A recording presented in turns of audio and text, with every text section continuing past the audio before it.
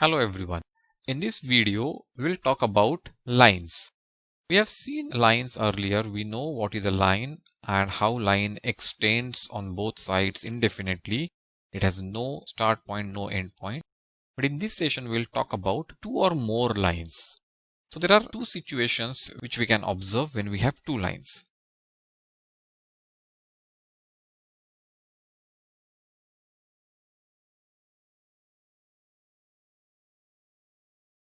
So here in this case, the two lines, they cross each other. We call they intersect each other, and they intersect each other in one point. Now if you observe, the distance between these two lines here is this much.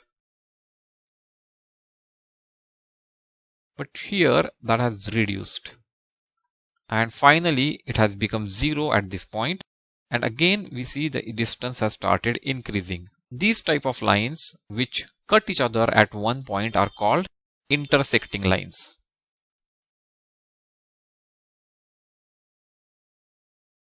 They intersect at one point. The distance between the lines keep on changing.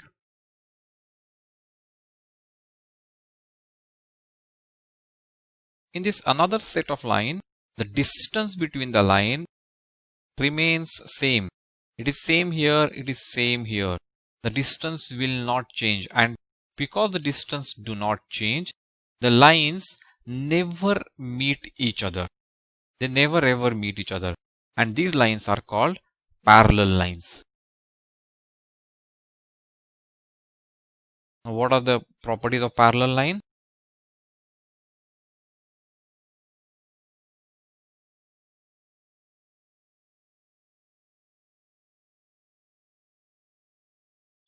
Let's now take a situation where we have three lines.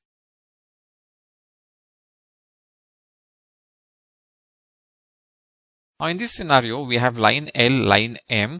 They are intersecting lines. They are going to meet somewhere. When we extend them, they are going to meet somewhere because we see the distance is changing.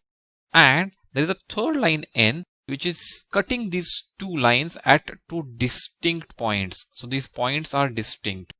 There can be another situation where we have this line L.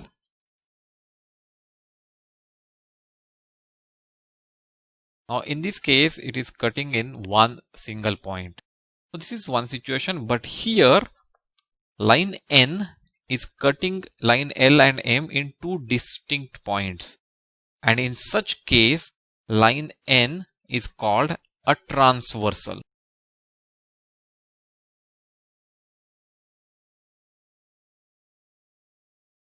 So the definition of transversal is a line cutting two lines at two distinct points. The transversal forms 8 angles. We have seen when we had only two lines, two intersecting lines, it formed 4 angles. And we saw that angle 1 and 3 were equal, angle 2 and 4 were equal, and they were called vertically opposite angles. Now, in case of two lines and a transversal, they form 8 angles.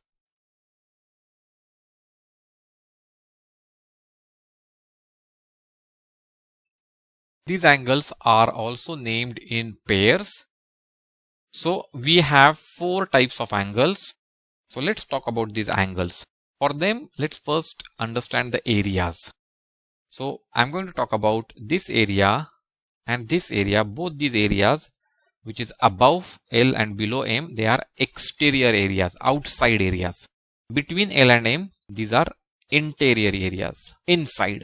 So, this is inside, this is outside. And when we talk about with respect to this transversal, then we'll talk about left and right. So with respect to these two lines L and M, we'll talk about outside and inside. And with respect to the transversal, we'll talk left and right. Now what is corresponding? Corresponding is same side. So if I'm talking about angle which is above L, which are the angles above L? 1 and 2. And which are angles above M? 5 and 6. So both places 1, 2, 5, 6 above, same. And at the same time, I am also talking about same side of the transversal, which is on the left hand side, which are 1 and 5. So above and left, 1 and 5. Both are above and both are on left. So that pair of angle is called corresponding angle. One pair we got above left. Now let's talk about above right. Which are the angles which are above and right? 2 and 6. Both are above and both are on the right. So that is another pair of corresponding angle.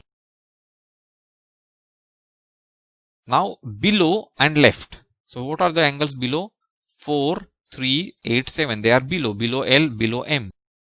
Now out of them 4 and 8, both are below as well as both are on the left. So we get another pair, angle 4, angle 8.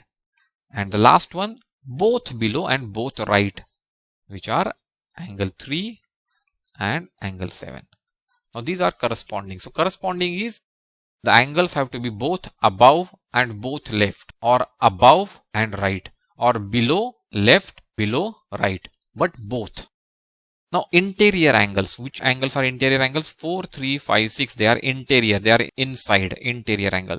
Out of these, we will talk about one angle on the left and one on the right, diagonally placed. So 4, 6 is one pair of alternate interior angles. What is the second pair? 3, 5.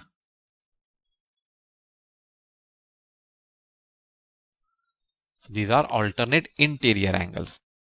Now what are co-interior angles? Interior angles on the same side. So angle 4 and 5 and angle 3 and 6.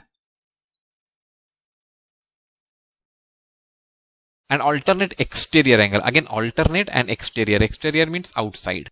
So 1, 2, 8, 7. Out of this 1 and 7 diagonally placed. They are alternate exterior angle. 2 and 8 diagonally placed. Alternate exterior angles. Now these are the angles made by two lines and a transversal. Now these two lines, they may be intersecting or they may be parallel.